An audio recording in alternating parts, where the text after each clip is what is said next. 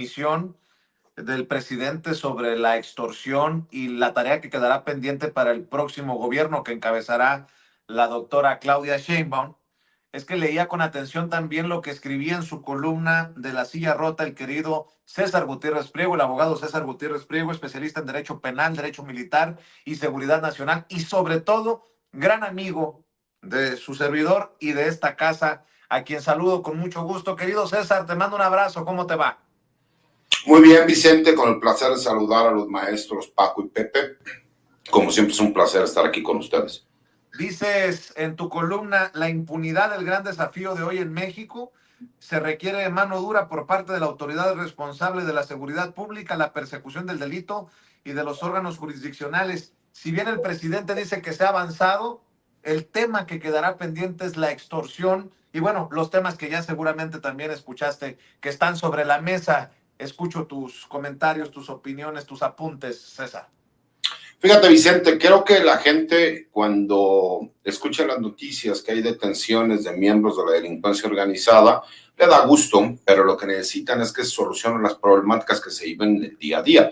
Y uno de esos grandes problemas es la extorsión. Y desafortunadamente la extorsión ni siquiera es considerado un delito grave. Entonces, no importa que tú presentes una denuncia, de todas maneras el extorsionador puede quedar en libertad o puede llevar un proceso muy corto, donde incluso la penalidad no sea de aquellas que tiene una restricción por ser mayor a 5 años, y este nuevo sistema le da la posibilidad incluso de estar en la calle a las pocas semanas o a los pocos meses.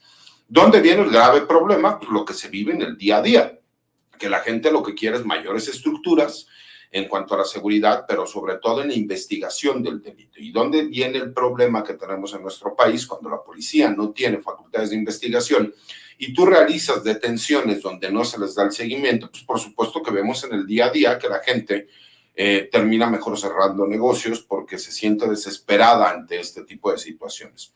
Y estos son delitos del fuero común, queda completamente claro. ¿Por qué? Porque a menos de que tú puedas realmente realizar una investigación donde las grandes mafias, ¿no?, a nivel nacional o internacional sean las encargadas de esta extorsión, pues por supuesto que no podrás tú hacerlo un delito del orden federal cuando los mismos códigos estatales así lo reconocen como un delito del fuero común.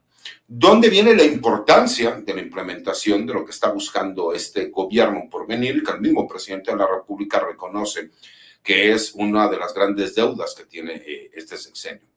En el trabajo coordinado, en donde realmente se obligue a las entidades federativas, que son los estados de la República, a trabajar de forma coordinada y de la mano, realizando realmente trabajo de investigación y gabinete.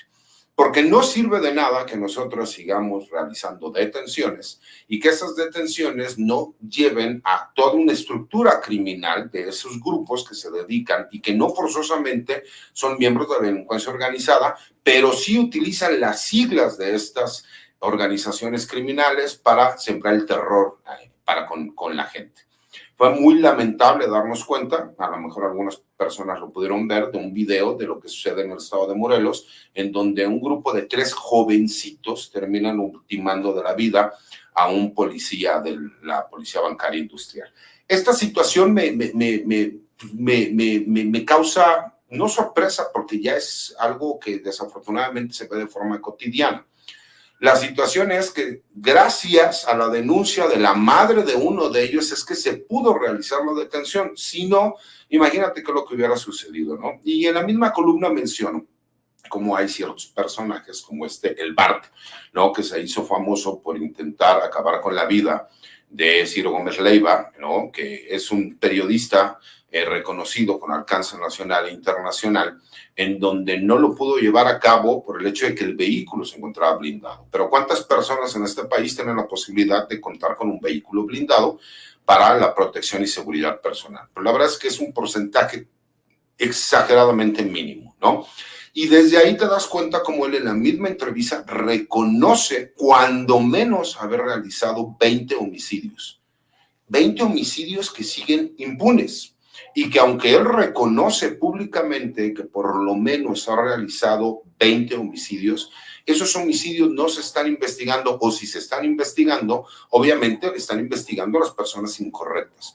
¿Qué pasa aquí y por qué sí es necesario que tengamos una reforma judicial? Y yo le hago la pregunta a los compañeros, ¿no?, que son doctos en la materia.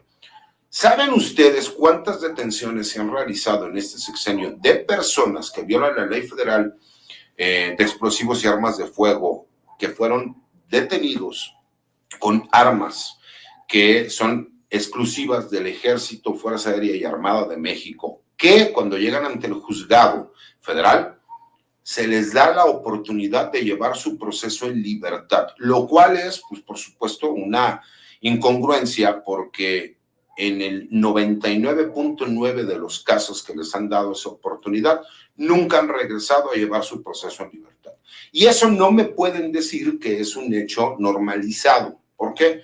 Pues porque nosotros hemos podido ver cómo, en teoría, si me explico, al ser considerado un delito grave, como lo dice el artículo 19 constitucional y el mismo Código Nacional de Procedimientos Penales, y que todavía no se aplicaba este concepto de la Corte Interamericana de los Derechos Humanos, de que no se debería de aplicar la prisión preventiva oficiosa, que han sido puestos en libertad por esta situación y que lo hemos visto últimamente con varios líderes, ¿no?, o que pertenecen a grupos criminales a nivel nacional, carteles de la droga, donde se supone que se encontraban detenidos por estar llevando un proceso por esta situación, porque estaban en violación a la Ley Federal de Explosivos y Armas de Fuego por haber sido detenidos con armas de uso exclusivo del Ejército, Fuerza Aérea y de la Armada de México. ¿Qué es lo que sucede?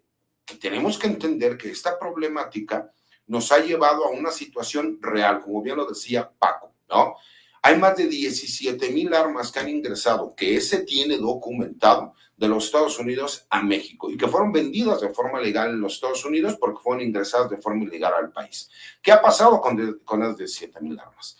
¿Cuál es el problema que tenemos cuando los grupos criminales tienen una capacidad de reacción y de armamento superior al de la policía? No así al de las Fuerzas Armadas, porque las Fuerzas Armadas siguen teniendo esa ventaja. El problema es el uso legítimo de la fuerza. Entonces, creamos un sistema y copiamos un sistema que viene del extranjero, pero que acabamos de ver una situación. Un sistema norteamericano sirve a lo mejor para ciudadanos americanos, norteamericanos.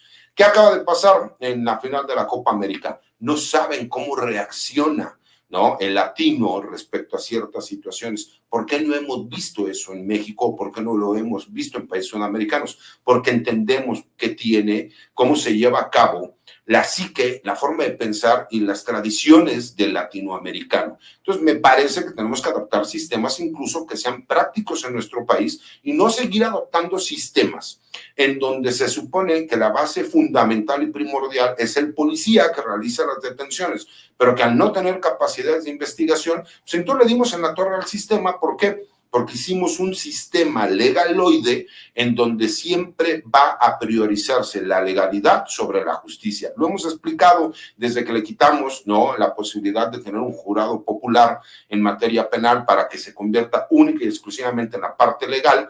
Pues obviamente veremos que aquel que tenga mejores abogados, mejores recursos o la mayor cantidad de recursos económicos, pues será quien terminará obteniendo las mejores resoluciones a su favor. Ese es el reclamo y eso es lo que es necesario que lo podamos entender como sociedad.